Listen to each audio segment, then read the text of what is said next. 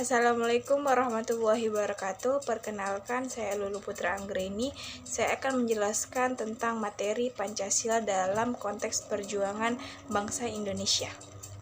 Berdirinya negara kebangsaan Indonesia tidak dapat dipisahkan dengan kerajaan-kerajaan yang ada seperti Kerajaan Kutai, Sriwijaya, Majapahit, sampai datangnya bangsa-bangsa lain ke Indonesia untuk menjajah dan menguasai beratus-ratus tahun lamanya. Kerajaan-kerajaan di Indonesia yang pertama yaitu Kutai, turut andil terhadap nilai-nilai Pancasila seperti nilai sosial, politik dalam bentuk kerajaan dan nilai keutuhan dalam bentuk kenduri, sedekah pada Brahmana. Yang kedua yaitu Sriwijaya, kerajaan maritim yang mengandalkan kekuatan laut, juga mengembangkan bidang pendidikan, terbukti memiliki semacam universitas agama Buddha yang sangat terkenal di Asia. Yang ketiga yaitu Majapahit, melahirkan beberapa empu seperti Empu Prapanca atau biasa disebut Pancasila dan Empu Tantular atau Bhinneka Tunggal Ika. Kebangkitan nasional diawali dengan berdirinya Budi Utomo yang dipelopori oleh Dr. Wahidin Sudirohusodo pada 20 Mei 1908. Berdiri Serikat Dagang Islam tahun 1909. Partai Nasional Indonesia tahun 1927 oleh Soekarno, Cipto Mangunkusumo, Sartoni, dan lainnya. Kebangkitan nasional. Perjuangan nasional diteruskan dengan adanya gerakan Sumpah Pemuda pada tanggal 28 Oktober 1928. Satu bahasa, satu bangsa, satu tanah air Indonesia. Perjuangan nasional Indonesia mempunyai tujuan yang jelas, yaitu Indonesia merdeka. Penjajahan Jepang. Janji penjajahan Belanda tentang Indonesia merdeka hanyalah suatu kebohongan belaka, tidak pernah menjadi kenyataan sampai akhir penjajahan Belanda tanggal 10 Maret 1940. Pada tanggal 29 April 1945, bersamaan dengan ulang tahun Kaisar Jepang, penjajah Jepang akan memberikan kemerdekaan kepada bangsa Indonesia. Janji ini diberikan karena Jepang terdesak oleh tentara sekutu. Kronologi perumusan Pancasila, naskah proklamasi dan pembacaan teks proklamasi. Pada 29 Mei 1945, Sidang 1 BPU PKI, perumusan materi Pancasila oleh Mr. M. Yamin. Pada tanggal 31 Mei 1945, Sidang 1 BPU PKI, perumusan materi Pancasila oleh Mr. Supomo. Pada tanggal 1 Juni 1945, Sidang 1 BPU PKI, Insinyur Soekarno pertama kali mengusulkan istilah Pancasila untuk dasar negara Indonesia. Pada 22 Juni 1945, Piagam Jakarta disusun oleh panitia kecil yang terdiri 9 orang. Pada tanggal 10 sampai 16 Juni 1945 dibentuk panitia perancang undang-undang yang diketahui oleh Soekarno dan beranggotakan 19 orang. Panitia perancang undang-undang membentuk panitia kecil perancang undang-undang yang beranggotakan 7 orang.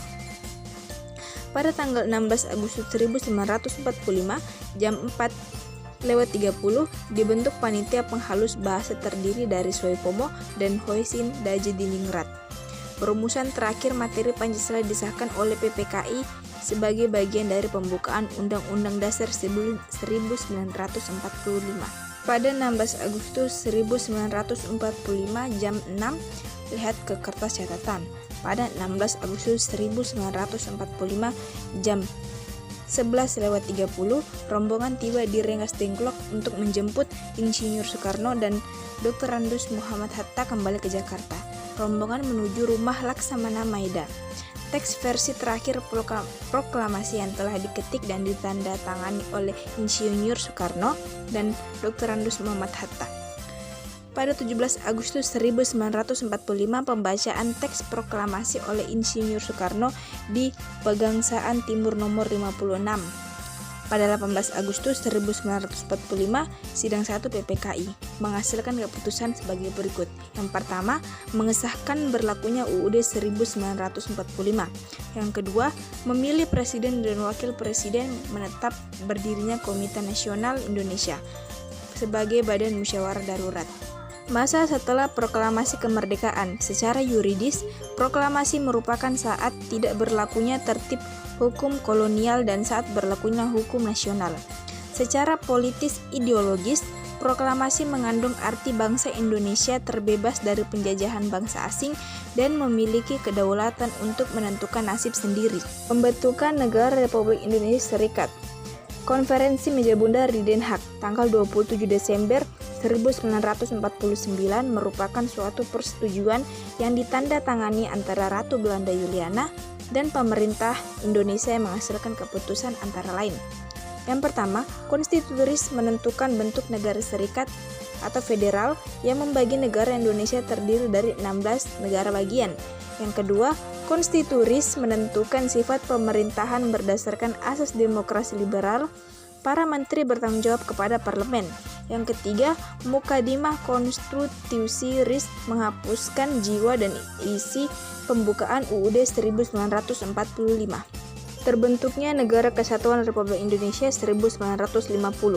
Berdirinya negara RIS dalam sejarah ketatanegaraan Indonesia adalah sebagai taktik secara politis. Negara RIS hanya tersisa 3, yaitu negara bagian RI Proklamasi, negara Indonesia Timur, negara Sumatera Timur.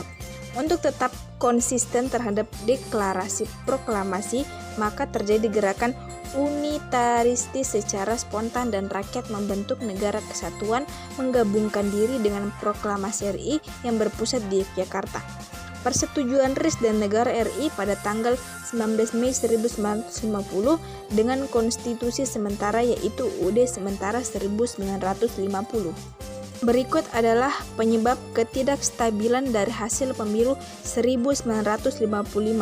Yang pertama, makin berkuasanya modal-modal raksasa terhadap perekonomian Indonesia.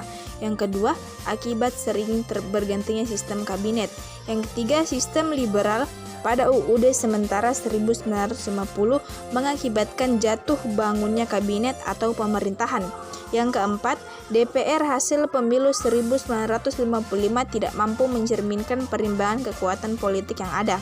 Yang kelima, faktor yang menentukan adanya dekret presiden adalah gagalnya konstituante untuk membentuk UUD yang baru. Dekret Presiden 5 Juli 1959. Pertama, membubarkan konstituante. Yang kedua, menetapkan berlakunya kembali UUD 1945 dan tidak berlakunya UUD sementara 1950. Yang ketiga, dibentuknya MPRS dan DPAS dalam waktu sesingkat-singkatnya.